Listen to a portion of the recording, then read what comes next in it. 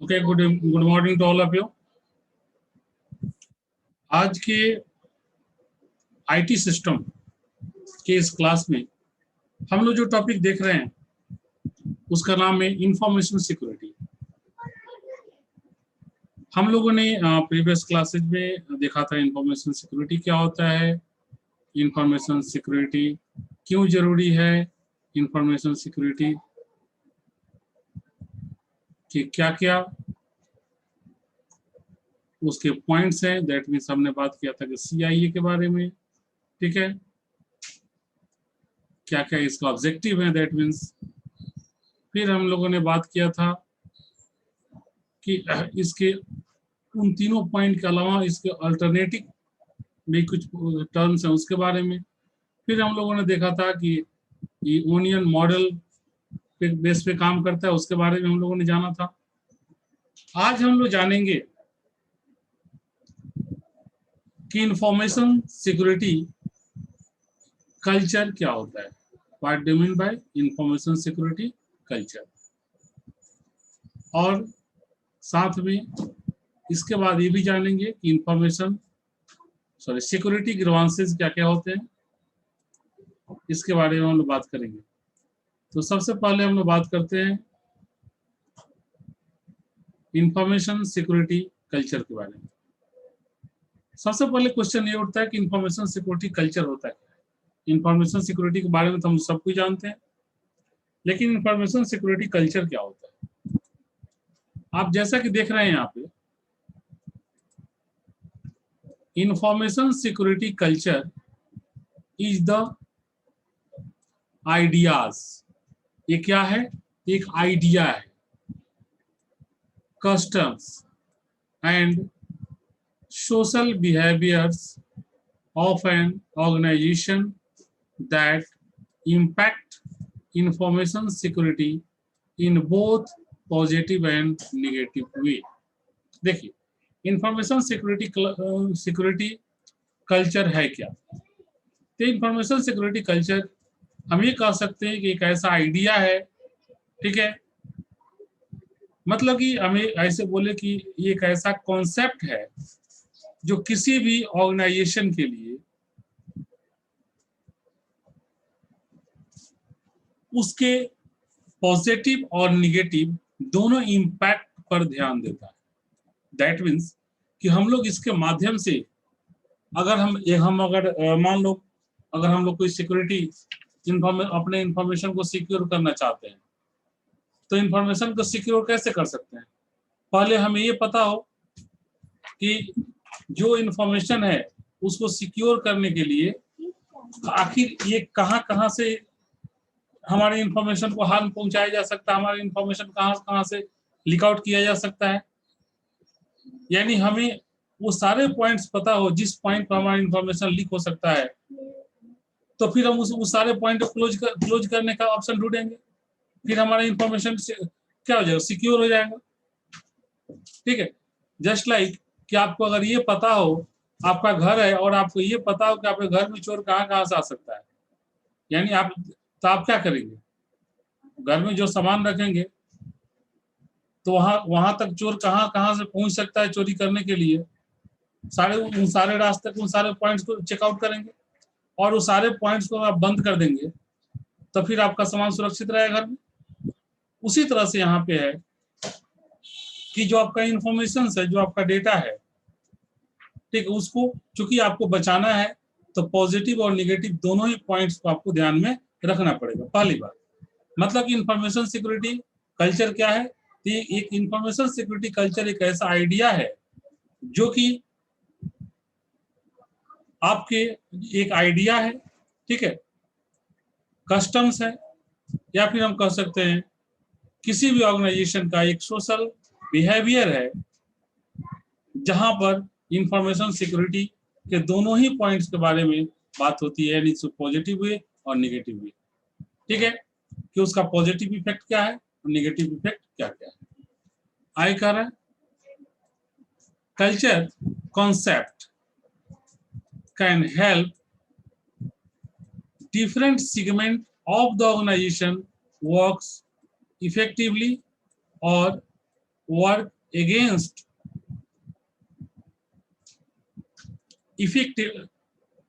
effectiveness towards information security within the organization। यानी मैंने अभी आप लोग जो बताया, यानी कहा जा रहा है कि इसमें क्या क्या करता है, एक क्लस्टर का क्या क्या कॉन्सेप्ट है। तो क्लस्टर का यही कॉन्सेप्ट है कि किसी भी ऑर्गेनाइजेशन के जो डिफरेंट वर्क्स, जो डिफरेंट सेगमेंट्स होते हैं, वो सभी प्रॉपर वे में, इफेक्टिव वे में वर्क करे। ठीक है, उसके लिए जरूरी है कि ऑर्गेनाइजेशन के अंदर इंफॉर्मेशन सिक्योरिटी प्रोवाइड की जाए। दैट मीन्स एक डिपार्टमेंट से दूसरे, दूसरे से तीसरे के बीच में जो इंफॉर्मेशन का पास ऑन हो रहा है, तो ये कुछ इस तरह से रहे कि उसे कोई लीक नहीं कर पाए, हम जिसे भेज रहे हैं उसी तक पहुंचे। आय कह रहा है कि the way employ think and feel about security and the action they take can have a big impact on information security organization। ध्यान दीजिएगा क्या कह रहा है, the way employees think, यह एक तरीका है, इंफॉर्मेशन सिक्योरिटी क्लस्टर का एक तरीका है जहां पर जो काम करने वाले जो एम्प्लॉय वो क्या करते हैं, सोचते हैं और ये महसूस करते हैं, थिंक एंड फील, सोचते हैं या और महसूस करते हैं सिक्योरिटी के बारे में। ठीक है, and the actions they take can have to big impact, वो सोचते हैं कि हमारा डेटा किस तरह से सिक्योर रहेगा। ठीक है, हम डेटा को किस तरह से बचा सकते हैं, और उसके अकॉर्डिंग वो प्रॉपर एक्शन लेते हैं। अब उसी का एक पार्ट है जो कि हम लोग देखते हैं, आप लोग भी देखते हैं कि कोई फाइल आपको भेज जाता है तो पता चलता है कि उस फाइल में पासवर्ड लगा हुआ है। पासवर्ड आपको पता है, बीच वाले को नहीं पता है, आप पासवर्ड डालते हो फिर वो फाइल खुलता है। तो ये एक नॉर्मल हो गई, नॉर्मल वे है। ठीक है, लेकिन जब बड़े बड़े लेवल पे, जब कंपनी जो काम करती है उस लेवल पे जाते हैं तो सिर्फ ये पासवर्ड से काम नहीं चलता, उसको कोई भी हैक कर सकता है। ठीक है, तो उसके लिए क्या किया जाता है, तो उसके लिए मैंने आप लोगों को बताया था, क्रिप्टोग्राफी एक कॉन्सेप्ट यूज किया जाता है इंफॉर्मेशन सिक्योरिटी में। ठीक है, और डेटा को क्रिप्टोग्राफी के रूल को अकॉर्डिंग सारे डेटा को कन्वर्ट कर दिया जाता है, और फिर वो डेटा अगेन उस क्रिप्टोग्राफी के जो टर्म से फिर वापस आपको जिसमें चाहिए उसमें वापस कन्वर्ट करते हैं आप, और फिर उसको आय कर रहा है। देखिए, रॉयर एंड पेट्रिक, ये दो लोग थे, दो साइंटिस्ट आप कह सकते हैं। ठीक है, दोनों साइंटिस्ट थे जिन्होंने कि 2017 में ये आइडेंटिफाई किया तो 7 core dimension of information security cluster in organisation. किसी भी ऑर्गेनाइजेशन के लिए उन्होंने क्या किया, 7 कोर डायमेंशन, मतलब 7 ऐसे उन्होंने डायमेंशनल पॉइंट को फाइंड आउट किया। ठीक है, जिसके आधार पर इंफॉर्मेशन को सिक्योर किया जा सकता है। ठीक है, और 7 पॉइंट कौन कौन सा है, अब उसके बारे में बात करते हैं। देखिए, वो जो 7 पॉइंट है उसमें से सबसे जो पहला पॉइंट है वो है आपका एटीट्यूड। ठीक है, मतलब आपका एटीट्यूड कैसा है, आपका एटीट्यूड पढ़ते हैं, एटीट्यूड में हम लोग बोलचाल की भाषा यूज करते हैं, तो बोल सकते हैं आपका एटीट्यूड क्या है। ठीक है,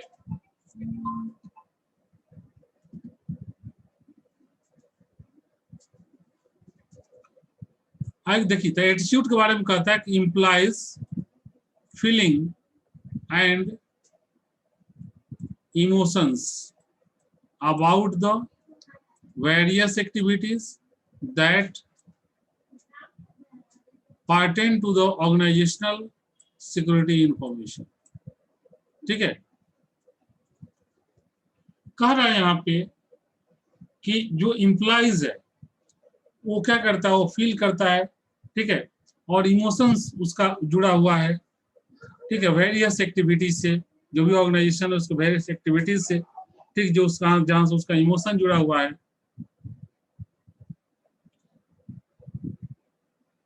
वहां पर क्या करता है, उसके ऑर्गेनाइजेशन इंफॉर्मेशन का जो सिक्योरिटी है, ठीक है, वो उसके ऑर्गेनाइजेशन से,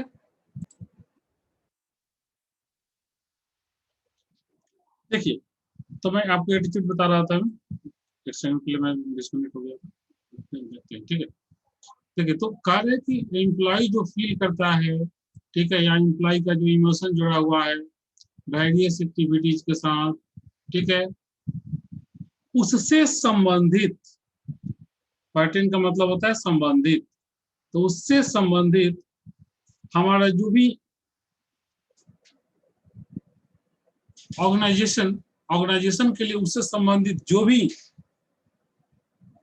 सिक्योरिटी अपने इंफॉर्मेशन पे चाहिए, वो सारा चीज करता है। नहीं, कई बार होता है कि हम लोग, नहीं होता है कि आप लोगों ने देखा होगा कि आपका बहुत सारे ऐसे लोग होते हैं जिसका जिसका एटीट्यूड सही होता है, बहुत सारे लोग जिसका एटीट्यूड सही नहीं होता है। मतलब आपने ऐसा कहते हुए सुना होगा, आपने सुना होगा लोग कहते हैं कि उसका एटीट्यूड सही नहीं है उस किसी के प्रति। तो जैसे मान लीजिए कोई ऐसा आदमी, कोई ऐसा पर्सन हो, ठीक है, जिसका एटीट्यूड सही नहीं हो, तो डेटा को लीक कर सकता है, ठीक है। वो इससे जुड़ा हुआ आदमी नहीं है, क्योंकि जो जो उससे कनेक्टेड आदमी होगा उसे तो पता है कि सारी रिस्पॉन्सिबिलिटी मेरी है, तो कहीं गड़बड़ होगा तो मेरे ही से पूछा जाएगा, तो वो तो गड़बड़ करेगा नहीं। लेकिन जो उससे नहीं जुड़ा हुआ है और उसका एटीट्यूड अगर सही नहीं है तो गलत कर सकता है, ठीक है। तो वो यहाँ पर एटीट्यूड में यही चीज आपको बताने की कोशिश की जा रही है कि जो इंफॉर्मेशन है उसका सिक्योरिटी किसी भी ऑर्गेनाइजेशन का से रिलेटेड हो, ठीक है, वहां पर जो इम्प्लाई है, ठीक है, उनके उनका क्या फीलिंग है और उनका क्या इमोशन है, उस पर भी डिपेंड करता है, मतलब उससे भी संबंधित होता है, ठीक है। दूसरा उन्होंने जो इन्होंने पॉइंट दिया, वो उन्होंने कहा कि बिहेवियर्स, बिहेव यानी उनके बिहेवियर से मतलब आप सब कुछ समझ रहे हैं, बिहेव कैसा है, ठीक है, बिहेव मतलब व्यवहार कैसा है। आगे दिख रहा है actual or intended activities and risk taking actions of employees that have direct or indirect impact on information security. देखिए, ध्यान दीजिए, मतलब जो इम्प्लॉय है उसका बिहेव कैसा है, उसका बिहेवियर कैसा है, मतलब कि वो रिस्क लेने वाला है या रिस्क नहीं लेने वाला है। अगर वो ज्यादा रिस्क ले काम करेगा तो हो सकता है कि आपका डेटा लीक आउट हो जाए। लेकिन जब इंफॉर्मेशन, जब सिक्योरिटी की बात जहां तक आ गई, तो अगर सिक्योरिटी पर वो रिस्क लेगा, ठीक है, मान लो बहुत लोग का आदत से, बहुत लोग लाचार होता है, कहते हैं, ऐसा सुना होगा आपने कि आदमी आदत से लाचार है, तो बहुत सारे लोग ऐसे भी होते हैं जो उनको पता है कि यहाँ गड़बड़ होता है, फिर भी वो सोचते हैं कोई बात नहीं, रिस्क लेते हैं, ठीक है। तो रिस्क लेने के चक्कर में अगर इंफॉर्मेशन लीक हो गया तो फिर वो जो बहुत ज्यादा महंगा पड़ जाएगा, ठीक है। तो फिर इतनी परेशानी झेलनी पड़ेगी जरूरत से ज्यादा। तो इसलिए बेहतर है कि जब सिक्योरिटी की बात आए तो वहां पर कोई रिस्क ना लिया जाए, ठीक है, सिक्योरिटी प्रॉपर होना चाहिए। तो वही कह रहा है कि बिहेव, दूसरा उन्होंने जो पॉइंट निकाला, दूसरा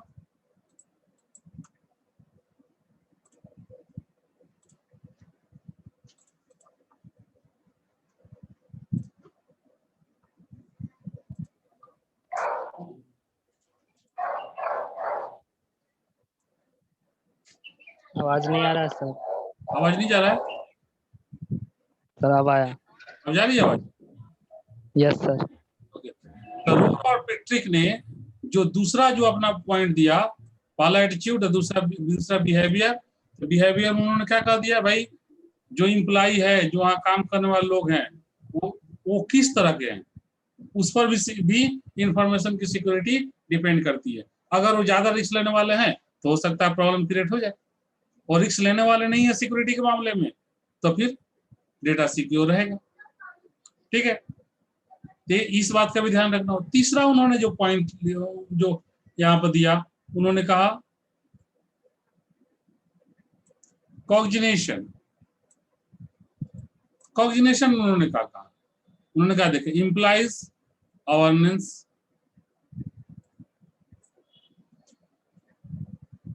verifiable knowledge and beliefs regarding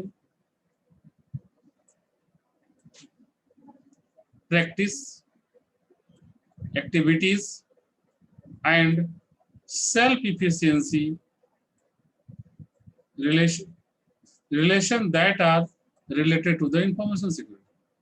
यानी उन्होंने देखिए तीसरा पॉइंट उन्होंने कहा कि क्या कहा, तीसरा पॉइंट उन्होंने कहा कॉग्निशन। तीसरा पॉइंट उन्होंने कहा कि तीसरा पॉइंट हमारा जो है वो है कॉग्निशन। कॉग्निशन उन्होंने क्या कहा, उन्होंने कहा जो इम्प्लाइज है वो उसको क्या जरूरत है, उसको अवेयरनेस होना चाहिए। अवेयरनेस मतलब क्या होना चाहिए, एम्प्लॉय के बीच में एक प्रचार प्रसार की भी जरूरत है सिक्योरिटी के रिगार्डिंग, भाई सिक्योरिटी किस तरह का होना चाहिए। ठीक है, मतलब एम्प्लॉय को सबसे पहले ये पता होना चाहिए, एम्प्लॉय अवेयर होना चाहिए सिक्योरिटी के पॉइंट ऑफ व्यू से, तो मतलब उसे पता हो कि सिक्योरिटी किस तरह सिक्योर किया जा सकता है। दूसरा कह रहा है कि वेरिफिएबल नॉलेज, मतलब उसके पास इतना नॉलेज होना चाहिए कि वो वेरीफाई कर सके कि हमारा डेटा सिक्योर है कि नहीं है। तीसरा, और उसके बाद कह रहा है कि बिलीफ रिगार्डिंग प्रैक्टिस। ठीक है, मतलब वो रोज प्रैक्टिस करता हो, रोज उस तरह काम करता हो। ठीक है, डिफरेंट, वो रोज एक्टिविटीज इस तरह एक्टिविटीज करता हो और सेल्फ इफिशिएंट हो। ठीक है, मतलब कि वो सेल्फ इफिशिएंट मतलब वो खुद उसको जज करे, खुद ये सारी चीज को देखे समझे और तब वर्क करे, तब आपका डेटा ज्यादा सिक्योर होगा। ठीक है, और उसके बाद उन्होंने जो चौथा पॉइंट दिया वो था कम्युनिकेशन। कम्युनिकेशन तो सबको जानते हो, एक दूसरे से बात करते हैं उसी कम्युनिकेशन बोलते हैं ना। तो कह रहा है कम्युनिकेशन, उनका way employ communicate with each other, sense of belonging, support of security issue and incident reporting।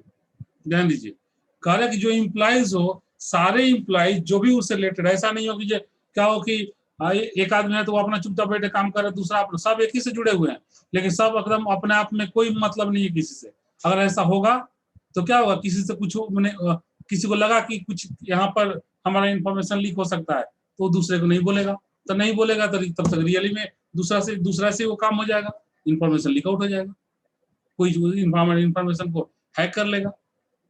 तो सभी के बीच में जो इम्प्लाइज है उनके बीच में एक कम्युनिकेशन होना चाहिए, वो एक दूसरे का सहयोग करें, एक दूसरे को से अपना नॉलेज भी शेयर करें और एक दूसरे को जो भी अगर मान ली कुछ प्रॉब्लम्स आ रही है तो उसको देखें और उसको देख करके तब उस सिक्योरिटी मसले को सब कोई मिल करके सॉल्व करें, तो ज्यादा बेटर वे में सॉल्व कर पाएंगे। ठीक है, उसके बाद उन्होंने जो छठा पॉइंट दिया वो था कंप्लायंस। इसका मतलब क्या था, उन्होंने बोला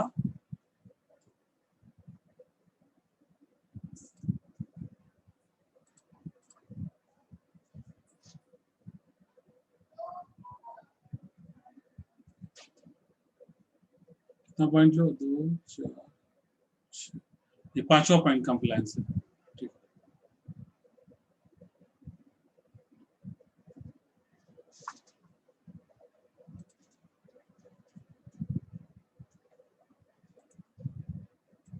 जो पांचवा पॉइंट उन्होंने दिया वो था हमारा compliance.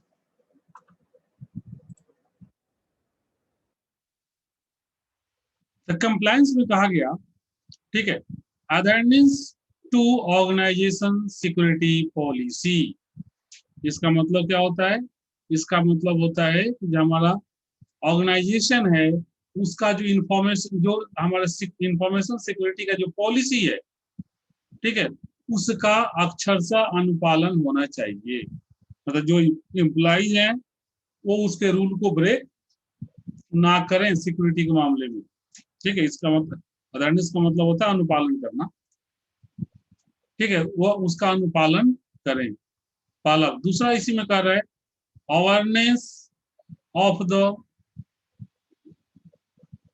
existence to such policies and the ability to recall the substance of such policy। ध्यान दीजिए, कह रहा है कि सबसे पहले क्या होना चाहिए कि जो पॉलिसी है, हमारे जो ऑर्गेनाइजेशन है, उसका जो सिक्योरिटी पॉलिसी है उसका अनुपालन होना चाहिए। उसके बाद अनुपालन, अब बात होती है कि अनुपालन कैसे होगा। तो अनुपालन होने के लिए क्या होना चाहिए, सभी को पता होना चाहिए, हर जो भी पर्सन, जितना भी एम्प्लॉई है, सभी एम्प्लॉई को सिक्योरिटी पॉलिसी पता होना चाहिए। तो कह रहा है awareness of the existence of such policies, ठीक है, मतलब उस पॉलिसीज के बारे में सारे एम्प्लॉई अवेयर होना चाहिए। And ability to recall the substance of such policy, और उस पॉलिसी को रिकॉल करने की क्षमता भी सब में होनी चाहिए, ठीक है। मतलब कि किसी भी परिस्थिति में जो कंपनी ने अपना जो सिक्योरिटी पॉलिसी बनाकर रखा है, कोई ऑर्गेनाइजेशन जो है वो अपना जो सिक्योरिटी पॉलिसी बनाकर रखा है वो हर हाल में फॉलो होना चाहिए, चाहे वो जिस तरह से फॉलो हो, ठीक है। और इसके बाद जो छठा पॉइंट बोला गया वो बोला नॉर्म्स। नॉर्म्स का मतलब क्या होता है, रूल्स रेगुलेशंस, ताकि बोला प्रिसेप्शंस of security related organizational conduct and practices that are informally deemed either normal or deviant by the employees and their peers, ठीक है। मतलब क्या हुआ, मतलब यहाँ देखो शॉर्ट में एक लाइन में समझाया हुआ है, hidden exception regarding security behaviours, regarding security behaviours and unwritten rule regarding use of information communication technology. यानी देखिए, कह रहा है कि आपको कंपनी के नॉर्म्स को फॉलो तो करना ही करना होगा, जो कंपनी ने अपना रूल बनाया होगा, ठीक है। एक तो हो गया कंप्लायंस में सिक्योरिटी पॉलिसी की बात हो गई। इसके अलावा अब ये सिक्योरिटी पॉलिसी भी किस बात पर डिपेंड करेगा, सिक्योरिटी पॉलिसी तभी फॉलो हो पाएगा जब कंपनी का जो नॉर्म्स है उसको फॉलो किया जाए, क्योंकि security policy also part of norms, ठीक है। तो जो नॉर्म्स होगा, कह रहा है कि अब यहाँ पे जो सिक्योरिटी रिलेटेड जो भी हमारा ऑर्गेनाइजेशन है उसका सिक्योरिटी रिलेटेड जो भी नॉर्म्स है वो सारे नॉर्म्स का यहाँ पर फॉलो होना चाहिए। और साथ में जो इम्पोर्टेंट पॉइंट यहाँ बताया गया कि सिर्फ वैसा ही पॉइंट को फॉलो नहीं होना चाहिए जो सिर्फ लिखा हुआ है, ठीक है। कुछ ऐसे भी पॉइंट्स होते हैं जो नहीं लिखा जाता है लेकिन उसका फॉलो उसको किया जाता है, उसका पालन किया जाता है। तो इस बात का भी ध्यान रखना है, ठीक है। और इस बात को ध्यान रखते हुए तब आपको काम करना है, जो हिडन रूल्स हैं, ठीक है, उसे भी आपको फॉलो करना है, ठीक है। अभी नहीं, जस्ट लाइक छोटा सा एग्जांपल लेते हैं, मान छोटे बच्चे का एग्जांपल लेते हैं, एकदम बच्चा की तरह से बताते हैं। जैसे कि सपोज करिए कि आपके घर में ये नॉर्म्स बना हुआ है कि आपके पापा जो भी बात आपके घर में बोलेंगे वो बात आपको, आपसे कोई और बाहर में पूछे तो आपको नहीं बोलना है, वो पापा को ही बताना होगा तो बताएंगे, या मम्मी को बताना होगा तो बताएंगे, दूसरा कोई नहीं बताएगा। लेकिन अब आपसे कोई पूछ लिया, अच्छा पापा क्या बोले थे, आप तो आप बोल दिए कि पापा बोले हैं ये चीज नहीं बताने के लिए किसी को, ठीक है। तब बताइए, ये आप कहिएगा ये तो पापा तो ये रूल्स में तो नहीं लिखे थे किसी को नहीं, हम ये कोई पूछे तो ये नहीं कहना है कि वो मना किए हैं, वो बोले कि नहीं बताना है, हमने नहीं बताया। लेकिन उन्होंने तो ये नहीं कहा है कि ये भी नहीं बोलना है कि वो मना किए हैं, ठीक है। तो एक तरह से क्या हुआ, आपने लगभग बहुत सारी इंफॉर्मेशन दे दिया कि अच्छा वो मना किए हैं, तो जो बहुत क्लोज हो आपके जो रिलेटिव होंगे वो क्या करेंगे, अच्छा वो मना कर दिए, बोलने से इसलिए नहीं बोल रहा है, एक रिलेशन में करवाहट आ जाएगी। तो उसी तरह से यहाँ भी इंफॉर्मेशन सिक्योरिटी की मैं जब बात कर रहा हूँ तो वही चीज यहाँ में नॉर्म्स, कुछ ऐसे नॉर्म्स होते हैं जो कि हिडन है, जो लिखे हुए नहीं रहते हैं, जो रिटन फॉर्म में नहीं है, लेकिन उसे भी फॉलो करना पड़ता है। अगर उसे फॉलो नहीं करेंगे तो उसी की वजह से हमारा इंफॉर्मेशन सिक्योरिटी ब्रेकडाउन हो जाएगा, हमारा इंफॉर्मेशन है वो लीक हो जाएगा। ठीक है,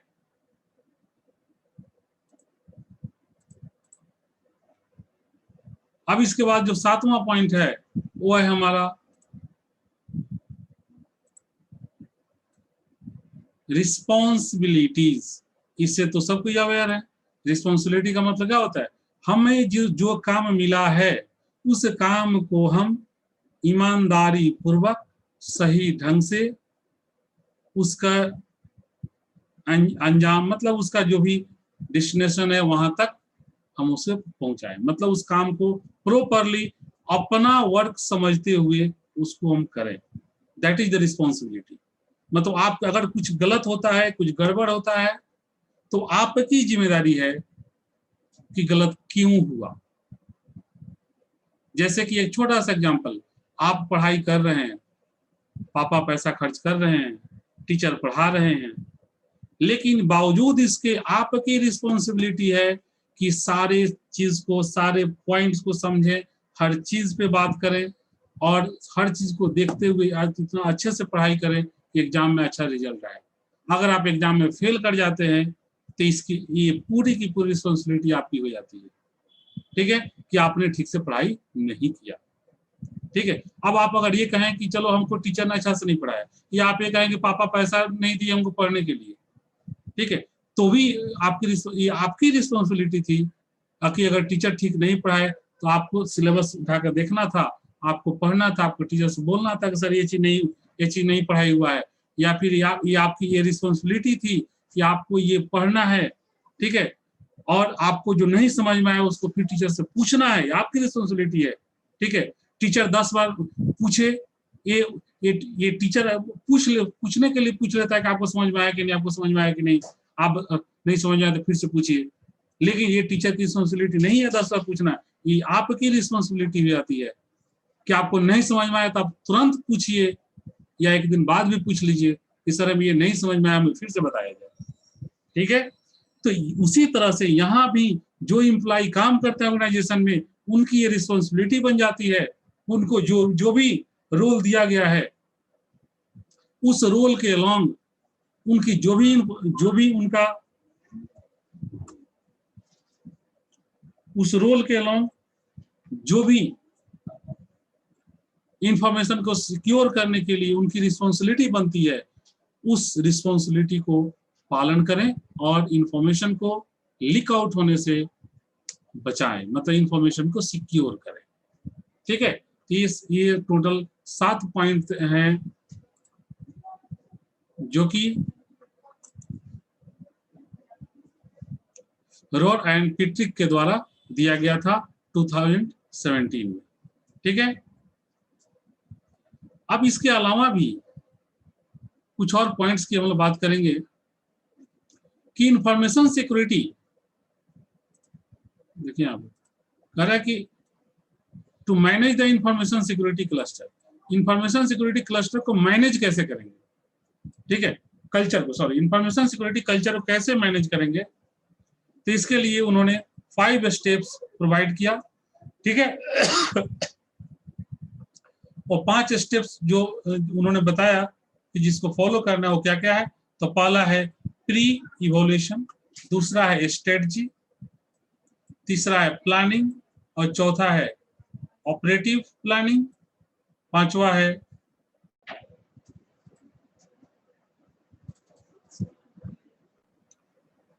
हमारा इंफॉर्मेशन, और छठा है पोस्ट इवोल्यूशन।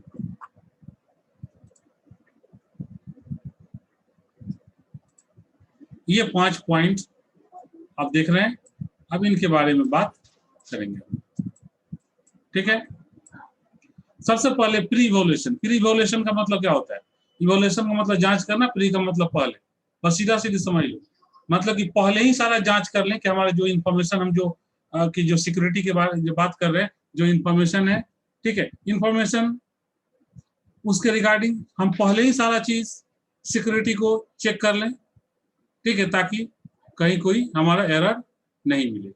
ठीक है, देख रहे हैं to identify the awareness of information security, within implies and analyze current security policy, मतलब जो करंट सिक्योरिटी पॉलिसी है उसको एनालाइज कर लें, ठीक है, और सारे इम्प्लाई के बीच में क्या क्या हमारे इंफॉर्मेशन सिक्योरिटी से रिलेटेड बात हो सकती है उस पर बात करके उसको पहले ही हम लोग सिक्योर कर लें, मतलब प्री इवोल्यूशन कर लें कि क्या क्या इसमें एरर आ सकता है, कहाँ कहाँ से हमारा इंफॉर्मेशन लीक आउट हो सकता है, ये सारे की बात हम लोग पहले करें।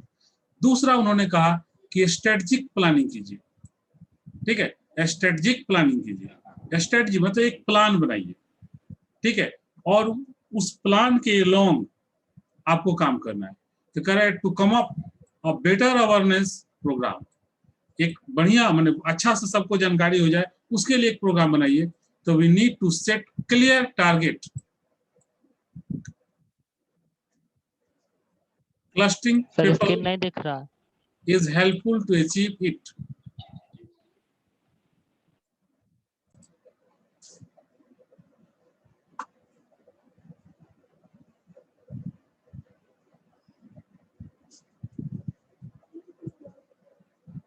स्क्रीन दिख रहा है ना? अभी नहीं दिख रहा है सर।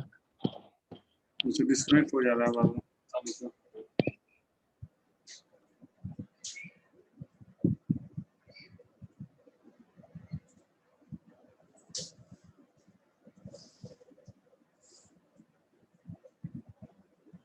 अब दिख रहा है?